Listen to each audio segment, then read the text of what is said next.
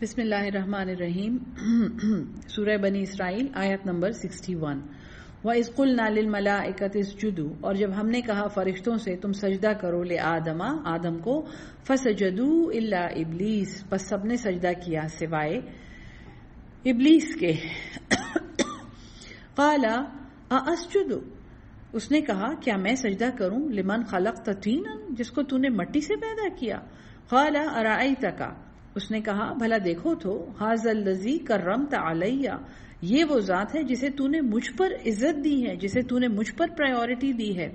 لئن اخرتنی، البتہ اگر تو مجھے ڈھیل دے، الی یوم القیامت، قیامت کے دن تک، لأحتنکن، البتہ ضرور میں اسے جڑ سے اکھاڑ دوں گا، ذریتہ، اس کی اولاد کو، الا خلیلا، مگر بڑے تھوڑے۔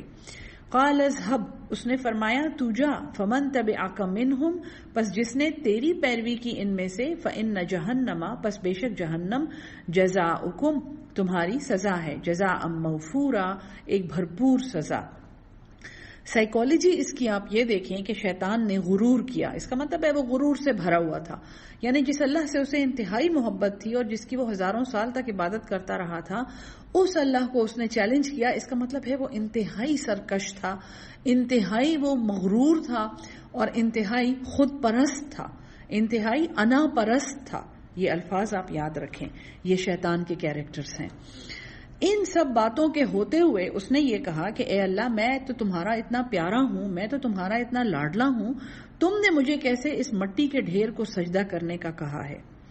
اور اس نے اللہ کو چیلنج کیا، یعنی کہ چونکہ وہ انتہائی انا پرست تھا اور انتہائی خود پرست تھا تو وہ انتہائی مغرور تھا، اور چونکہ وہ انتہائی مغرور تھا تو وہ انتہائی حاسد تھا، وہ حسد کرنے والا تھا۔ اور جب اس نے یہ دیکھا، اور حاسد بھی تھا، اور یہ بات غور سے آپ غور کریں اس بات پہ، وہ انتہائی انٹیلیجنٹ بھی تھا۔ اس نے حضرت آدم کو بنتے ہوئے دیکھا تھا، اس کو حضرت آدم کی اندر کی کمزوریاں پتہ تھیں، اور وہ جن تھا، اس کو زمین کے حالات بھی پتہ تھے، یعنی کیونکہ زمین پہ جن رہتے تھے، تو اس کو یہ پتا تھا کہ یہ مٹی جب جا کے اس زمین کی مٹی سے ملے گی اور زمین سے جب اس آدم کی ملاقات ہوگی تو اس کے اندر کی کون کون سی کمزوریاں نکل آئیں گی، اس میں کیا لالچ ہے، اس میں کیا کمزوری ہے، اس میں کیا کمظرفی ہے، اس میں کیا ناشکری ہے، اس کو ساری کمزوریوں کا پتا تھا۔ اور اس نے یہ کہا کہ تو مجھے قیامت تک ڈھیل دے یا اللہ، تو یہ جو تو نے مٹی کا پتلا بنایا ہے نا، میں نے اس کی ایسی کی تیسی کر دینی ہے، میں نے اسے جڑ سے اکھاڑ دینا ہے۔ ہاں الا قلیلا، اس کو یہ پتا تھا کہ اس کے اندر روح ہے، اور جس نے روح کی قدر کی اور اپنی انا کو پیچھے ڈالا اسے یہ گمراہ نہیں کر سکتا۔ یہ تو ایک ہی بات ہے، یہ بہت بڑی بحث ہے۔ تو اللہ نے فرمایا قال اذهب، اللہ نے فرمایا تو جا، فمن تبعک منہم، تو جس نے تیری پیروی کی، اس کا مطلب ہے جس نے اپنے خالق کی پیروی نہ کی، جس نے اپنے خالق کی بات نہ مانی، جس نے اپنے خالق کا حکم، اپنے پروردگار، اپنے رب کا، اپنی پرورش کرنے والے کی بات نہ مانی، وہ آٹومیٹیکلی جنت سے محروم ہو جائے گا، وہ خود ہی اپنے آپ کو محروم کر دے گا۔ کیا ہوگا جب وہ اس مخلوق کے پیچھے جائے گا، جب وہ اپنی انا کے پیچھے اور اپنے نفس کے پیچھے جائے گا، تو انا اور نفس تو شیطان کے دوست ہیں، شیطان کو تو ایک ہی جگہ جانا ہے، وہ جہنم ہے، تو یہ اس کے پیچھے چلتا ہوا جہنم میں ہی جائے گا۔ اللہ نے کسی کو جنت، کسی کو دوزخ میں نہیں ڈالنا ہے، اللہ نے جنت میں ساری مخلوق بنائی ہے۔ ہاں جو مخلوق خود جنت میں جانے سے انکار کر دے، ظاہر ہے اس کو جہنم میں چلی جائے گی، دو ہی چوائسز ہیں۔ وَاسْتَفْزِزْ مَنِ اسْتَطَعْتَ، اور تو پھسلا لے، تو دھوکہ دے دے، من استطاعت، جس پر تیرا بس چلے، منہم، ان میں سے، بصوتک، اپنی آواز سے۔ شیطان کی آواز سے بچیں، وہ آوازیں جو نفس کو ابھارتی ہیں، نفس کو سٹرونگ کرتی ہیں، اور اس میں میوزک شامل ہے۔ میوزک کو میں ہمیشہ، میری بہت بڑی بحث ہے لوگوں کے ساتھ، میں میوزک کو حرام نہیں کہتی کیونکہ قرآن میں اس کو حرام نہیں کہا گیا۔ میوزک ردم ہے جو جنگوں میں استعمال کیا جاتا ہے، شاعری میں استعمال کیا جاتا ہے، لوگوں کے جذبات کو پازیٹیو طریقے سے ابھارنے کے لیے استعمال کیا جاتا ہے۔ ہاں شیطان کی آواز بھی میوزک ہو سکتا ہے، اس کو، اب یہ میں انٹرنیٹ پہ آپ سے باتیں کر رہی ہوں، یہ انٹرنیٹ لوگ کس کس مقصد کے لیے استعمال کرتے ہیں، کیا آپ انٹرنیٹ کو حرام کہیں گے؟ آپ انٹرنیٹ پہ قرآن سن رہے ہیں، آپ کیسے اس کو حرام کہیں گے؟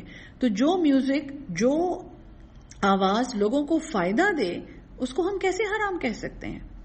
ٹھیک ہے نا، لیکن شیطان کی آواز، اور یہاں پہ یہ کہا گیا ہے کہ تو اپنی آواز سے ان کو گمراہ کرے گا.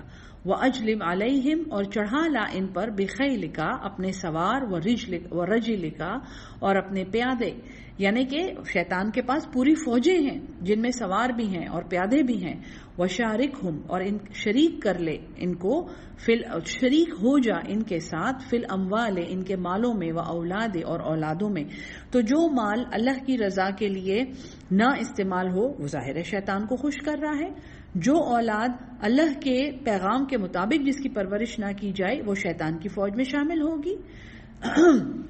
وعدہم، اور وعدے کر ان سے، وما یعدہم الشیطان، اور نہیں وعدہ کرتا ان سے شیطان، الا غرورا، مگر دھوکے کا وعدہ.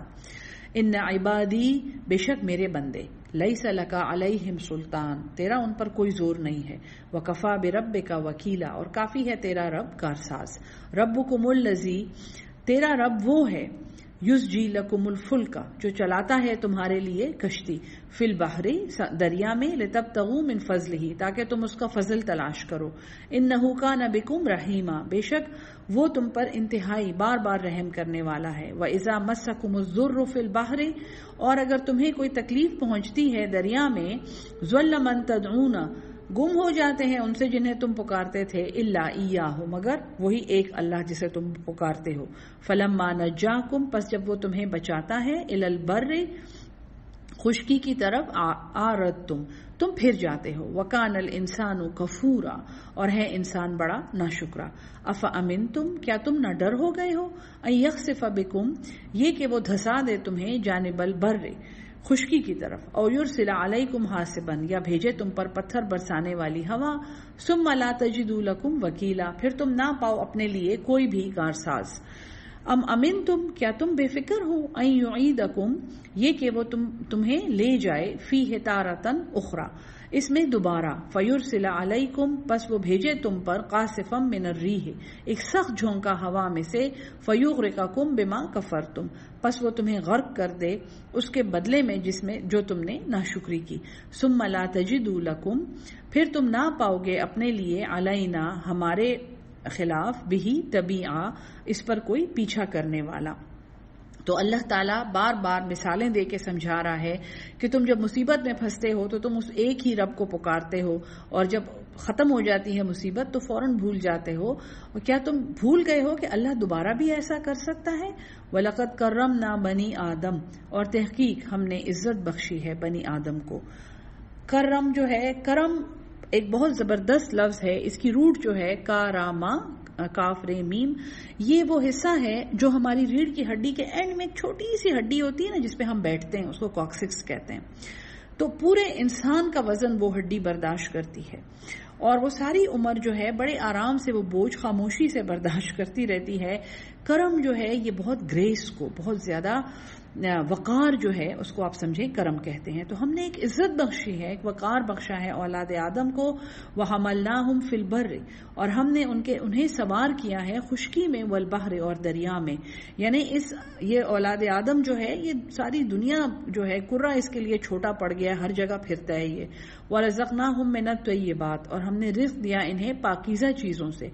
وَفَضَّلْنَاهُمْ عَلَى كَثِيرٍ، اور ہم نے انہیں فضیلت دی بہت سو پر، ممن خلقنا، ان میں سے جو ہم نے پیدا کیے، تفضیلا، فضیلت میں. یوم ندعو کل اناس، جس دن ہم پکاریں گے تمام لوگوں کو، بامامہم، ان کے پیشواؤں کے ساتھ.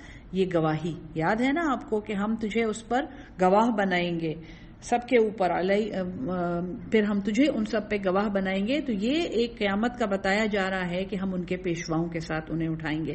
دنیا میں جس کی پیروی کی ہے آخرت میں اس کے ساتھ اٹھو گے. جس سیاسی لیڈر کے پیچھے چلتے رہے ہو